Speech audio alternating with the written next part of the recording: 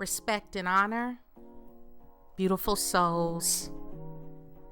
It's a pleasure and an honor to be back at you on another installment, another episode, another podcast, another opportunity to get it right.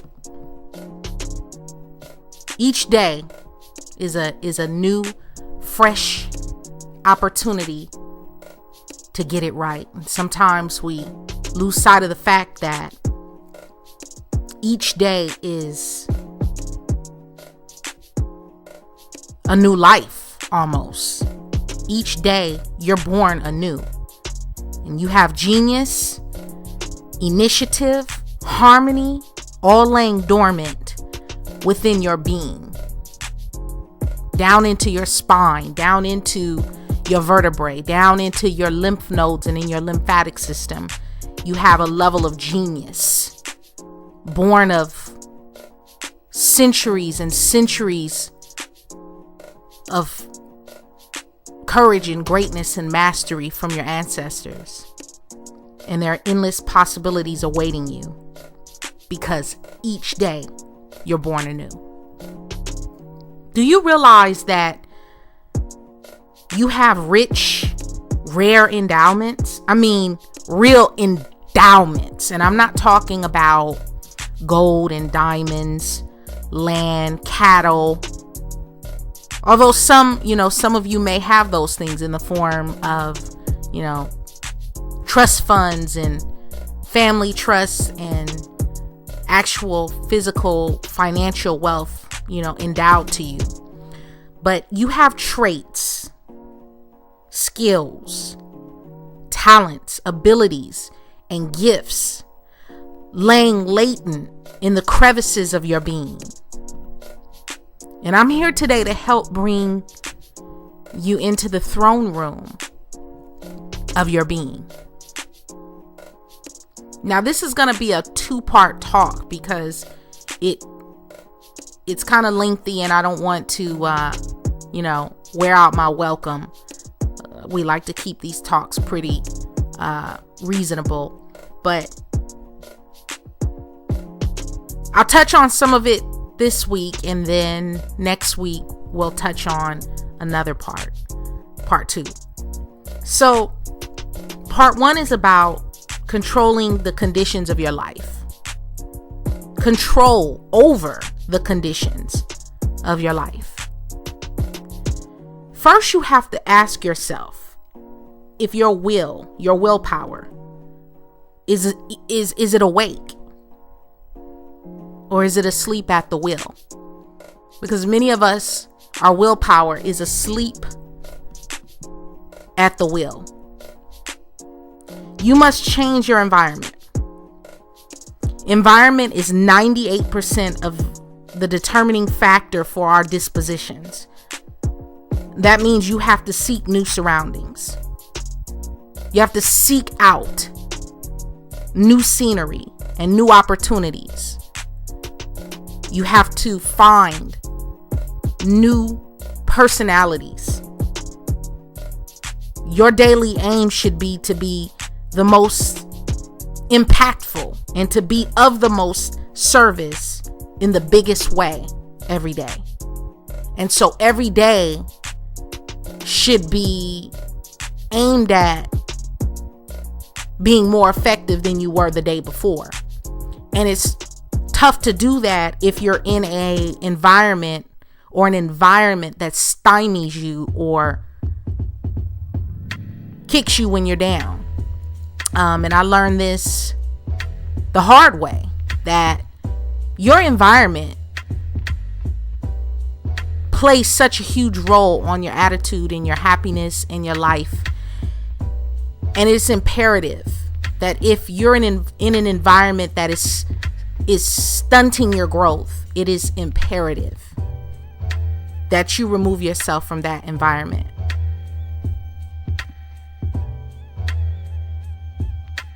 Whoever doesn't wish to sail with you, leave them on the shore. Break away from conditions that hold you in slavery or bondage. Be that a debt slave, a slave to debt. a wage slave or a slave to an oppressive relationship. Because so for many of us, the reason why we're stuck in an oppressive environment is because we've been put into slavery, financial slavery.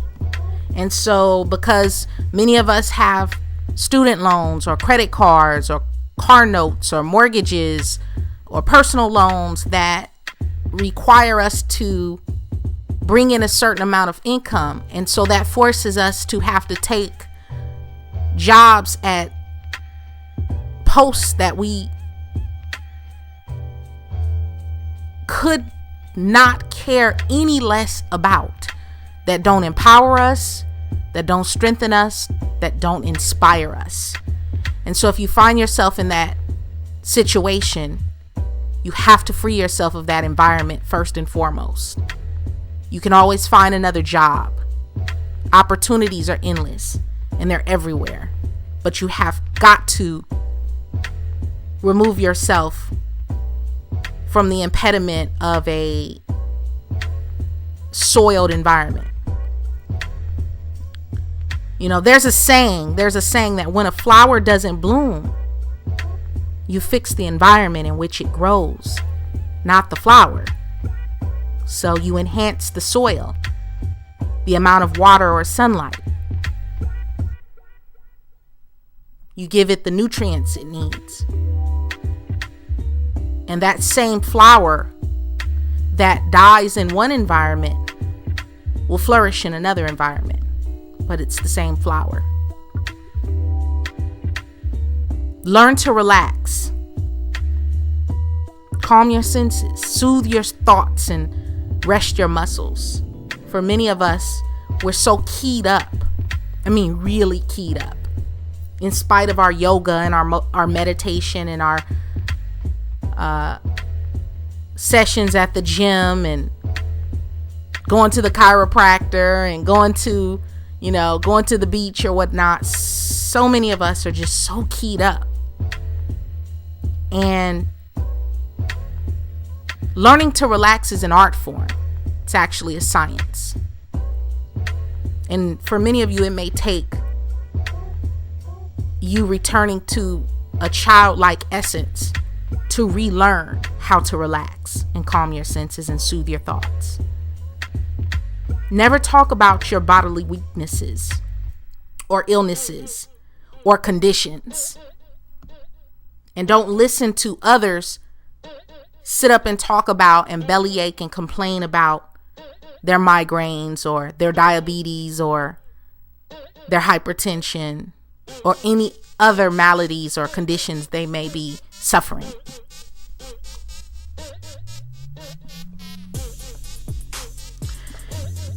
Criticize your body and it will fail you. Praise your body and it will serve you. Listen to your words. And I know as women, a lot of us as women, we have it bad. We tend to just beat up on ourselves. You know, we talk about our breasts. We're not happy with our breasts. We're not happy with our backsides. We're not happy with our nose. We're not happy with our hair. We're not happy with our chin. We're not happy with our stomach. Be mindful of how you speak of your body temple, because it's listening. Every cell in your body is listening. Praise your body and it will serve you. Fix your mind on having a sound mind, body, and you'll attract it.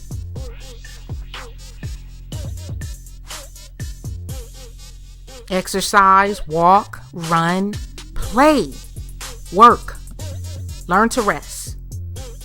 Sometimes, we're down because the solar plexus, your inner sun, has gone to sleep. And sometimes the whole body's pores are clogged. Some of us, every single pore in our body is clogged with mucus and acid forming toxins that we put into our body and on our bodies. A dip in the ocean adds magnetism to the body. Did you know that? So that's why it's crucial to go to the ocean, to the beach, to the sea. That's why people who live in coastal climates and coastal towns, they live longer.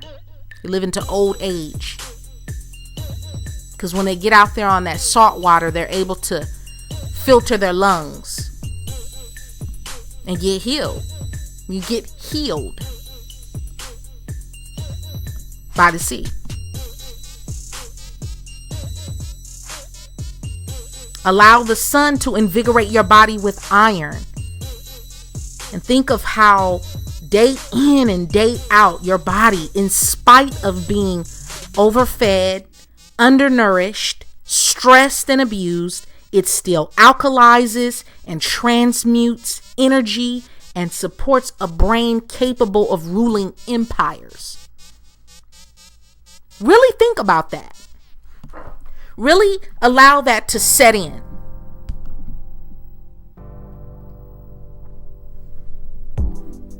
Train your mind to conjure new ideas and fresh purpose. Fresh purpose. Keep your same goals and dreams, but renew your purpose. Renew your ideas and methodologies of how you attack those dreams or how you go about obtaining your goals. Build thought palaces, not mud huts. That means you have to think along the lines of an eagle. And as beautiful as the the seabirds are, they just don't fly as high as the eagles. Flamingo is beautiful, but it doesn't move to the same heights as the hawk. Think well of yourself. Think well of what you have, what you do, and think invincibly, persistently, consistently. Think of the invincible. Think of yourself as being invincible. Or as I like to say, think of yourself as unfuckwithable. Your thoughts gather around you the things you want. That's why when you think too heavily about things you don't want, what you don't want to happen to you, what you don't want to experience, when you think too hard and you focus and concentrate too streamlined about it, you bring it about. And that's why laughter and mirth are so crucial. Be a hurricane of joviality. Watch stand-up comedy, because there's nothing like laughter to keep away the blues. I mean, gut-busting, genuine, authentic laughter. I'm telling you, if you're having a bad day, you going through just a rough patch. If you're having a bad day, or if you have a bad day, go home, take a long hot bath, put some sea salt or some Epsom salt in it and soak, get out of the bath, eat some nourishing food. And we all know what nourishing food is. Come on now. We're all adults. We're grown. We're intelligent enough to know what's right from wrong. And then get your mind on some comedy. Watch some comedy on Netflix or Amazon Prime and chill.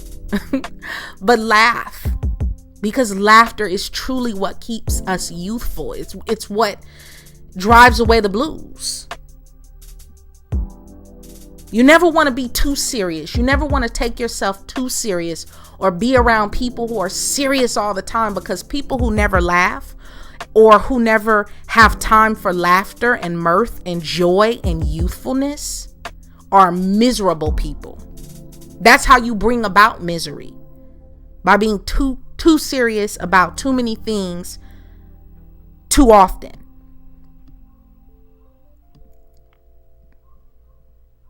Understand your environment is the raw material for your thoughts to make mosaics of your character. And so your circumstances likewise are raw material. And you become a master builder by willing power into your ambitions, and willing power into your work, and willing power into your words, and willing power into your being. Your will gives you infinite strength and infinite ideas and infinite aspirations for infinite realities. Your will is your divinity.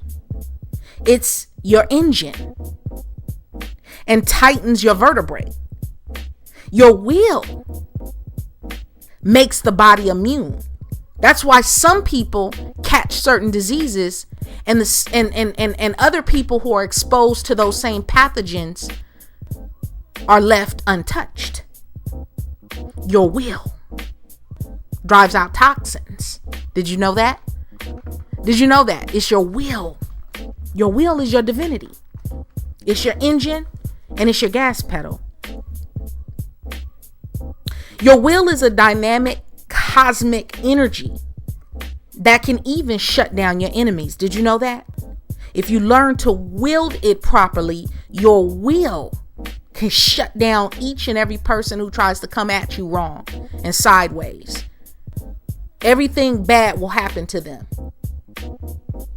while they're wishing shit on you. Nature never grows old. Keep this in mind. Take this with you to your grave. The same flower that bloomed in Atlantis is still blooming today, just as fresh and unchanged. Do you realize there are trees outside your window that are 200 plus years old, and they're still strong and still growing and still just as beautiful, if not more beautiful today than they were 200 years ago? Nothing in nature ages. Do you realize that? When I say nothing in nature ages, even for the most part, and I'm not talking about domesticated animals, your household cat and your household dog who eat man-made domesticated foods, which, are denatured.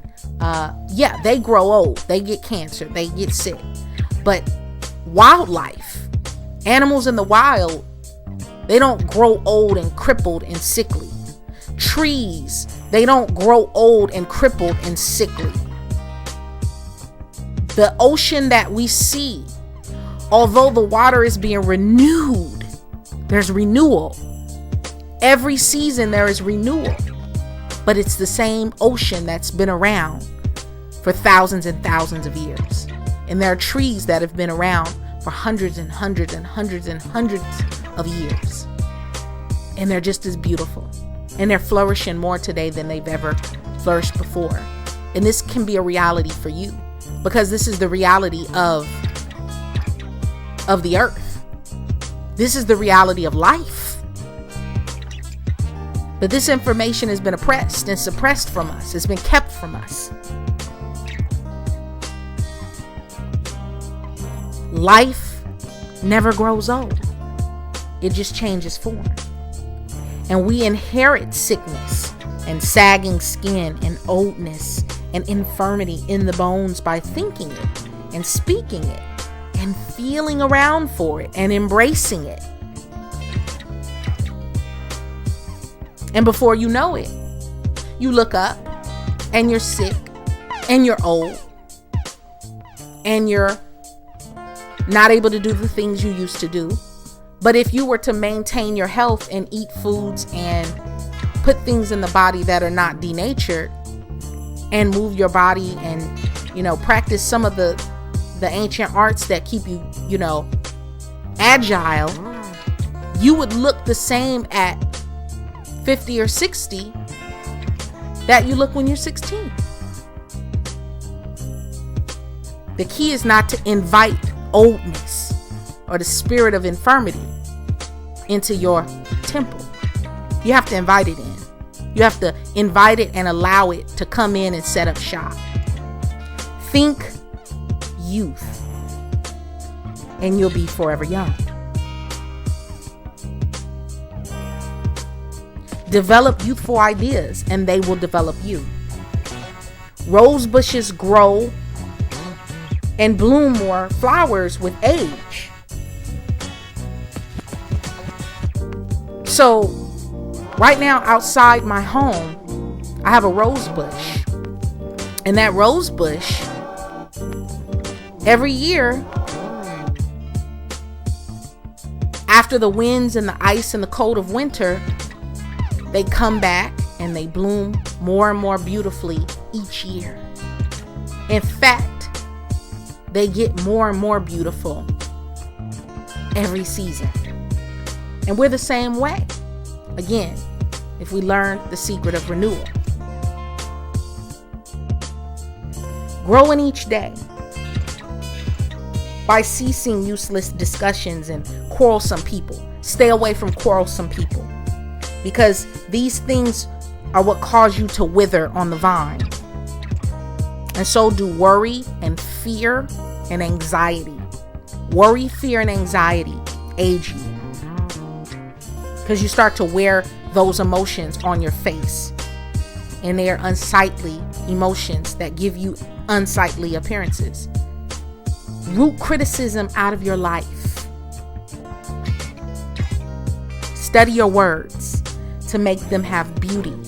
Your smile. Study your smile to be magnetic. And this is something that takes time and study. We all have to put a shock absorber on our disposition. Put the absolute I am into your work and your art and in your craft. And in this way, you'll do things to enrich the world.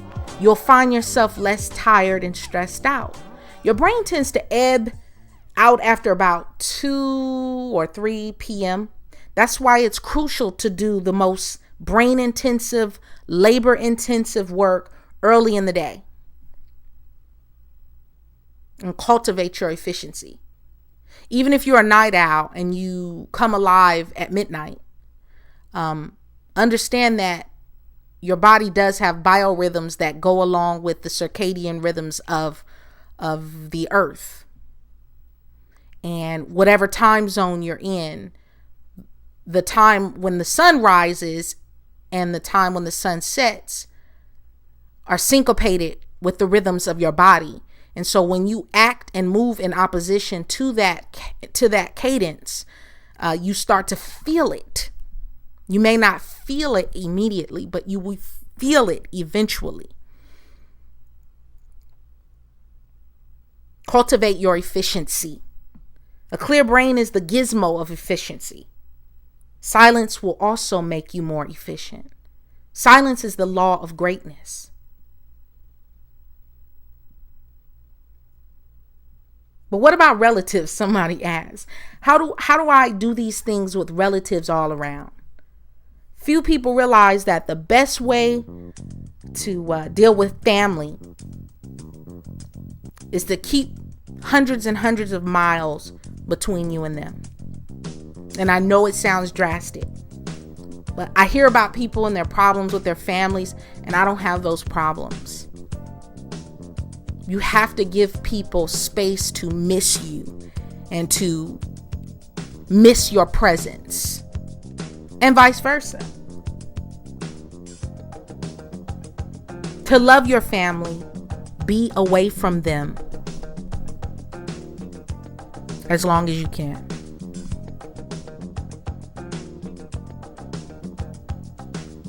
Families and lives are wrecked by having too many grown, able-bodied adults staying under mom and dad's roof. And I can tell you this from experience. Young married couples shouldn't go home to live with the family.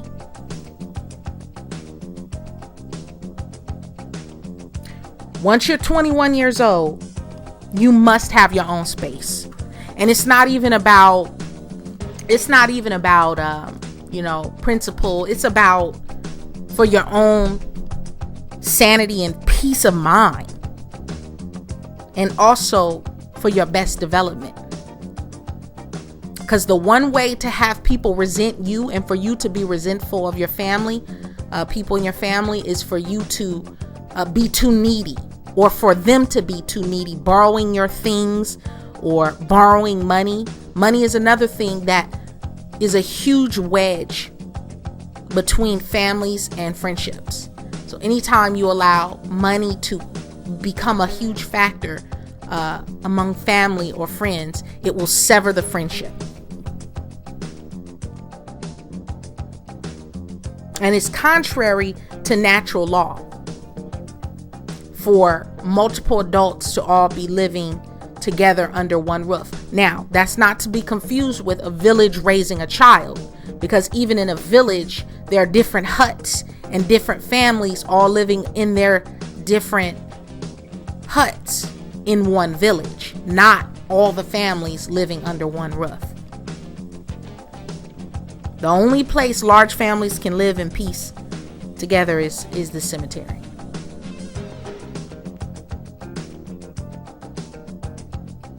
And so just remember silence. And if family is a factor because you're at home with all these family members and you can never get peace and quiet, or, you're having to deal with their issues because they're having a bad day, and when they have bad days, they won't suffer in silence. You have to learn to put distance between yourself and your loved ones for your own sanity and your own peace of mind, because it's nothing like coming home to a peaceful, quiet home where you can watch what you want to watch, eat what you want to eat, play your music however loud you want to play it. If you choose to walk around bare naked in your own domicile, you have that freedom to do that when you're your own man or woman, independently of your family and your parents. So that's my time, folks. Next week we'll hit on part 2, Renewal 10.0, the secret of renewal. Until then, may peace be unto you. Love and light. See you next week.